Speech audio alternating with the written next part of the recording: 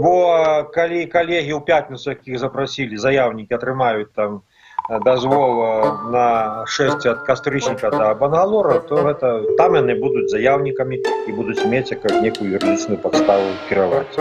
Зараз адзін чалавек, які гэта зрабіў, узяў на сябе адказнасць і іншых няма.